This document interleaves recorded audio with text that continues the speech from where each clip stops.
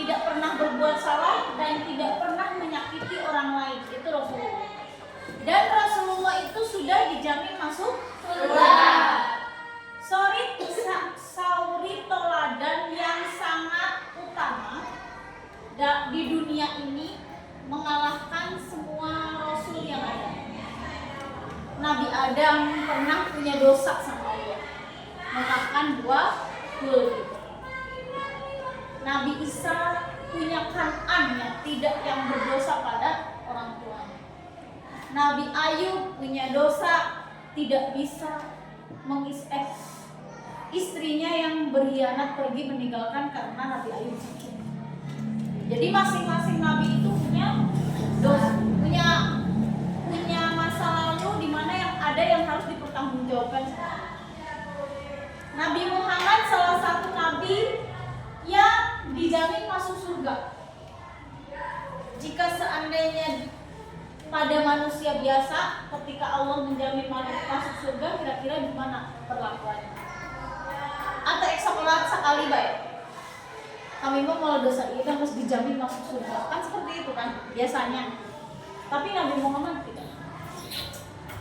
Nabi Muhammad adalah suri teladan akhlak yang paling bagus sedunia. Contoh, ada pengemis buta,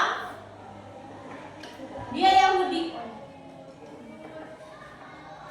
Setiap pagi Rasulullah membawa makanan, disuapkan kepada pengemis tersebut setiap hari tanpa libur. Tetapi sayang, pengemis buta itu menjelek-jelekan Rasul, bilang bahwa Rasul itu pembohong. Karena kafir sih, tidak percaya dengan Rasulullah. Rasulullah itu tukang sihir dan lain sebagainya. Di depan Rasulullah, Rasul balik nguapin, kamu kenal Rasulullah? Kenal. Dia itu pembohong, dia itu tukang sihir, dia itu omongannya itu tidak dapat dipercaya. Setiap hari seperti itu terus. Nah, ketika Rasulullah wafat, orang itu tidak ada yang menyuapi lagi kan, karena Rasul sudah meninggal waktu itu. Kemudian Abu Bakar datang kepada Aisyah. Aisyah itu anak Abu Bakar yang dinikahi oleh Rasulullah. Jadi anak Abu Bakar Aisyah itu yang dinikahi oleh Rasulullah. Wahai Aisyah, kebiasaan apa yang biasa dilakukan Rasul setiap pagi? Lalu Aisyah bilang kepada ayahnya, wahai ayah, Rasulullah setiap pagi selalu datang ke pasar menemui seorang pengemis buta yang kafir. Karena Abu Bakar sangat cinta dengan Rasulullah, dan apapun yang dilakukan oleh Rasul pasti Abu Bakar lakukan. Jadi menjalankan sunnah Rasul, paham? Rasul melakukan ini, Abu Bakar pengen melakukan ini supaya dicintai oleh Rasulullah.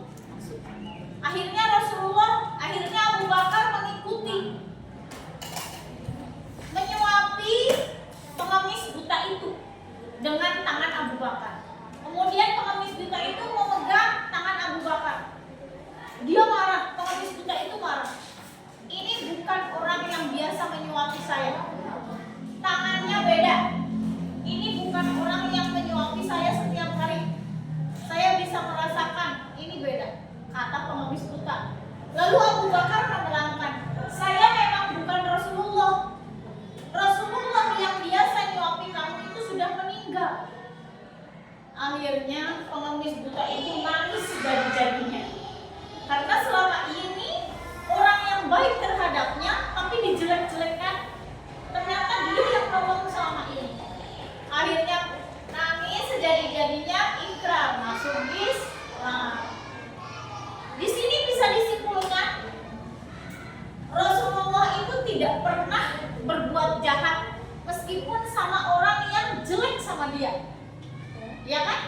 Nah, itu diambil hikmahnya, meskipun berbeda agama, meskipun jahat sama dia, tapi Rasulullah tidak pernah merubah sifat baiknya. Itu Rasulullah.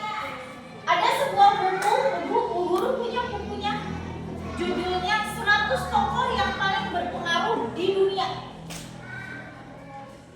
Yang nulis itu orang Nasrani, orang Kristen, bukan orang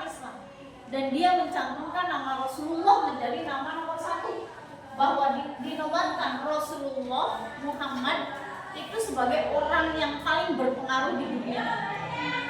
Kenapa bisa demikian? Karena dunia itu damai oleh ajaran Rasul. Dia melihat semua sifat Rasulullah terhadap orang lain itu yang bisa mendamaikan. Paham? Nah, itu makanya dia menobatkan Rasulullah sebagai tokoh yang paling berpengaruh, padahal dia orang. Itu paham? Terus istimewanya kita hidup di akhir zaman, di zaman Rasulullah itu apa? Satu, zaman Rasulullah, umat Rasulullah, umat terakhir kita itu nanti dihisab terlebih dahulu. Dihisab terlebih dahulu, otomatis masuk surganya pun paling